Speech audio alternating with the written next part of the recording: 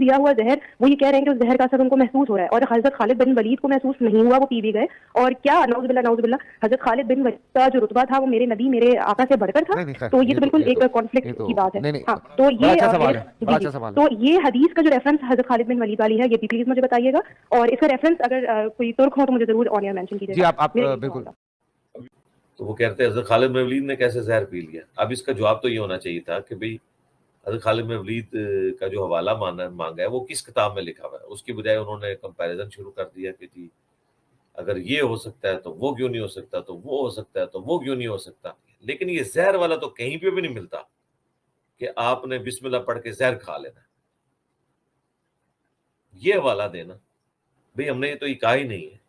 ہم نے پہلی چیز اس سسٹر نے یہ آپ سے پوچھی تھی کہ یہ لکھا کہاں ہوا ہے، وہ تو آپ نے بتایا نہیں ہے. ٹی وی چینل پر ایک خاتون کی طرف سے سوال کیا گیا کہ سیدنا خالد ابن ولید رضی اللہ تعالی عنہ نے زہر پی لیا اور ان پر زہر کا کوئی اثر نہیں ہوا. اس واقعے کا ریفرنس اور حوالہ پیش کریں. اور دوسرا اس واقعے پر اشکال پیش کیا گیا کہ دیکھیں نبی صلی اللہ علیہ وآلہ وسلم کو زہر دیا گیا تو زہر کا اثر آپ علیہ الصلوۃ والسلام پر ہوا، اور خالد بن ولید نے زہر پیا تو ان پر زہر کا کوئی اثر نہیں ہوا. کیا خالد بن ولید کا رتبہ ہمارے آقا صلی اللہ علیہ وآلہ وسلم سے زیادہ ہے؟ یہ اشکال پیش کیا گیا. اس کا معقول طریقے سے جواب دیا گیا، صرف ریفرنس اور حوالہ وہاں کسی وجہ سے پیش نہیں کیا جا سکا. تو مرزا جرمی نے اس سوال اور جواب کے اوپر تبصرہ کیا، اور تبصرہ کرتے ہوئے وہی اپنی جہالت کا ثبوت پیش کیا، اور یہ دعویٰ کیا کہ یہ واقعہ کہیں بھی نہیں ملتا، کہیں بھی یہ واقعہ نہیں ملتا. اب دیکھ لیں کہ مرزا جرمی اپنے آپ کو علمی کتابی کہتا ہے اور علمی کتابی ہونے کا دعوے دار ہے. یقین جانیں کہ یہ واقعہ حدیث سیرت فضائل کی درجنوں کتابوں میں واقعہ موجود ہے، اور سند بھی صحیح ہے، اس کی کئی سندوں کے ساتھ، یہ صحیح سند کے ساتھ واقعہ حدیث فضائل سیرت کی کتابوں میں موجود ہے کہ سیدنا خالد ابن ولید رضی اللہ تعالی عنہ نے ایک موقع پر زہر پیا اور اللہ رب العزت نے ان کو محفوظ فرمایا اور ان پر زہر کا کوئی اثر نہیں ہوا. سب سے پہلے تو ہم اس پر دیکھیں گے کہ یہ واقعہ کن کن کتابوں میں ائمہ محدثین نے ذکر فرمایا، اور پھر اس پر کیے گئے اشکال کا انشاءاللہ تحقیقی جواب میں پیش کروں گا. اس سلسلے میں حوالہ پیش کرتا ہوں امام ابو بکر ابن ابی شیبہ کی کتاب المصنف. امام بخاری کے استاذ امام ابو بکر ابن ابی شیبہ المتوفیٰ 235 ہجری اپنی کتاب المصنف میں روایت نمبر 34419 لے کے. دوسرا حوالہ امام احمد ابن حنبل کی کتاب فضائل الصحابہ. امام احمد ابن حنبل 241 ہجری میں فوت ہوئے، اور انہوں نے اپنی کتاب فضائل الصحابہ میں 1480 نمبر یہ روایت یہ واقعہ اپنی کتاب میں ذکر فرمایا. اور مرزا کہتا ہے یہ واقعہ کہیں ملتا ہے نہیں. یہ تیسرا حوالہ ہے مسند ابی یعلا، اس میں روایت نمبر 7181 موجود ہے. لیکن یہ زہر والا تو کہیں پہ بھی نہیں ملتا کہ آپ نے بسم اللہ پڑھ کے زہر کھا لینا. تیسرا حوالہ امام ابو القاسم سلیمان ابن احمد طبرانی کی کتاب المعجم الکبیر للطبرانی. 2 سندوں کے ساتھ امام طبرانی اس واقعے کو لے کے آئے. روایت نمبر 3718 اور 3719. یہ امام ابو نعیم الاصفہانی ان کی کتاب ہے دلائل النبوہ، نبی کریم علیہ السلام کی نبوت کے دلائل کے اوپر. اس میں روایت نمبر 368. اور یہ امام ابو نعیم کی ایک دوسری کتاب ہے معرفت الصحابہ. معرفت الصحابہ میں روایت نمبر 2409 امام ابو نعیم لے کے. یہ تاریخ دمشق ہے، اس میں 3 سندوں کے ساتھ حافظ ابن عساکر اس واقعے کو لے کے آئے. یہ امام حیثمی کی کتاب ہے مجمع الزوائد. مجمع الزوائد میں امام حیثمی روایت نمبر 15884 لے کے آئے، اور اس کی سند کے حوالے سے کہتے ہیں کہ رجالہ رجال الصحیح وہو متصل. اس کے رجال صحیح کے رجال ہیں اور اس کی سند متصل ہے. یہ امام ابو بکر احمد ابن الحسین بہقی المتوفیٰ 458 ہجری کی کتاب ہے دلائل النبوہ و معرفت احوال صاحب شریعہ. روایت نمبر 3095. یہ ہے امام ابن حجر عسقلانی کی کتاب الاصابہ فی تمییز الصحابہ. اس میں جلد 1 کے صفحہ 471 پہ. اور یہ کتاب ہے حافظ ذہبی کی سیر و اعلام النبلاء جلد نمبر 3 صفحہ نمبر 229 پر. اور اس کے علاوہ یہ غیر مقلدین کے چوٹی کے امام و پیشوا ابن تیمیہ کا فتاوہ ہے، مجموع الفتاوہ جلد نمبر 11 اور صفحہ نمبر 277 اور 278 کے اوپر۔ اس کے علاوہ حافظ ابن حجر اسقلانی نے فتح الباری میں، امام عینی نے عمدۃ القاری میں، اور یہ حافظ ہبۃ اللہ اللالکائی المتوفیٰ 418 ہجری اپنی کتاب شرح اصول اعتقاد اہل سنہ جلد 2 صفحہ 439 اور روایت رقم ہے اس کا 100، اور یہ روایت کئی کتابوں میں ائمہ محدثین نے اس کو ذکر کیا کہ سیدنا خالد ابن ولید رضی اللہ تعالیٰ عنہ مقام ہیرا پر ایک مقام پہ پہنچے تو وہاں کے لوگوں نے آپ کو بتایا کہ یہاں لوگوں سے آپ نے بچ کے رہنا ہے، کہیں یہ لوگ آپ کو زہر نہ دے دیں۔ تو سیدنا خالد ابن ولید رضی اللہ تعالیٰ عنہ کی ذات اقدس کا جو اللہ رب العزت کی ذات پر توکل اور اللہ کی ذات پر بھروسہ اور تعلق مع اللہ تھا، اس کی بنیاد پر آپ نے فرمایا کہ وہ زہر لے کے تو آؤ، جس زہر کا مجھے تم ڈرا رہے ہو کہ یہ تمہیں زہر دے کے مار دیں گے۔ آپ کی بارگاہ میں وہ زہر پیش کیا گیا تو آپ نے اس کو اپنے ہاتھ پہ رکھا، وقال بسم اللہ، اللہ کا نام لیا، فاقتحمہ، اور گونٹ بھرا، فوراً منہ میں ڈالا، 1 منٹ نہیں لگایا، فلم یضرہ باذن اللہ شیئا، اللہ رب العزت کے اذن سے اس زہر نے آپ پر کوئی اثر نہیں کیا۔ یہ المصنف ہے امام ابن ابی شیبہ کی کتاب، اس میں روایت نمبر 34419۔ اس روایت کے نیچے ایک عرب محقق ہیں شیخ عوامہ، وہ لکھتے ہیں ہوا عند الطبرانی فی الکبیر اسنادہ صحیح متصل۔ یہ روایت طبرانی کبیر میں بھی 2 سندوں کے ساتھ موجود ہے، جس کا میں حوالہ پیش کر چکا ہوں۔ کہتے ہیں کہ اس کی سند صحیح ہے اور اس کی سند متصل ہے۔ یہ میرے پاس شرح اصول اعتقاد اہل سنہ کا جو نسخہ ہے دارالحدیث القاہرہ مصر سے چھپا، اس میں 439 نمبر صفحہ رقم نمبر 100، اس کے محقق سید عمران جو عرب محقق ہے وہ لکھتے ہیں صحیح اخرجہ الطبرانی فی الکبیر، یہ روایت صحیح ہے، اس کو طبرانی نے اپنی کتاب المعجم میں ذکر کیا۔ ان اجلہ ائمہ محدثین نے اپنی حدیث اور سیرت و فضائل کی کتابوں میں سیدنا خالد ابن ولید رضی اللہ تعالیٰ عنہ کے اس واقعے کو ذکر کیا، اور مرزا جیلمی جو اپنے آپ کو علمی کتابی کہتا ہے، فیک جعلی اور جھوٹا علمی کتابی، وہ کہتا ہے یہ واقعہ تو کہیں بھی نہیں ملتا۔ آپ خود اندازہ کر لیں کہ جو واقعہ ایک کتاب میں 2 کتابوں میں نہیں درجنوں کتابوں میں اجلہ محدثین کی کتابوں میں موجود ہے، وہ یہ مرزا کہتا ہے جی یہ تو کہیں نہیں ملتا، اور اپنا دعویٰ یہ کرتا ہے کہ میں ہوں مسلم علمی کتابی۔ کون سی کتابیں پڑھتے ہو اور کون سی کتابوں کے تم علمی ہونے کے دعوے دار ہو اور کتابی ہونے کے دعوے دار ہو۔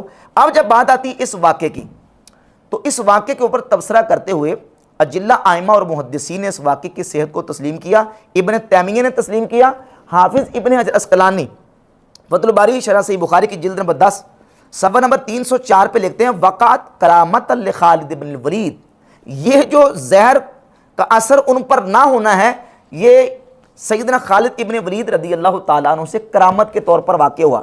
یہ امام بدر الدین عینی عمدۃ القاری میں لکھتے ہیں جلد 21 صفحہ نمبر 431 پہ، کہتے ہیں قلت وقع ہاکذا کرامت لخالد، کہتے ہیں کہ یہ سیدنا خالد رضی اللہ تعالیٰ عنہ سے کرامت کے طور پر واقع ہوا۔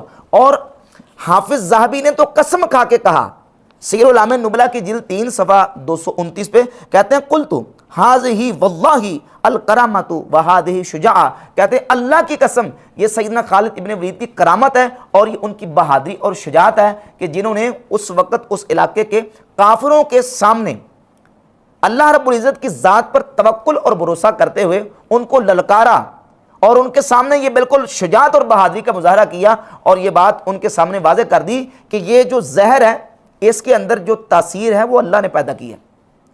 اگر اللہ رب العزت اس زہر میں تاثیر نہ رکھے تو زہر کچھ بھی اثر نہیں کر سکتی، کیونکہ زہر میں ہلاک کرنے کا، شہد میں شفا دینے کا، آگ میں جلانے کا، پانی میں ڈبونے کا یہ جو اثر اور تاثیر ہے یہ اللہ رب العزت کی طرف سے ہے۔ اللہ رب العزت اس میں اثر ختم کر دے تو کوئی چیز نہ نفع دے سکتی ہے نہ نقصان دے سکتی ہے۔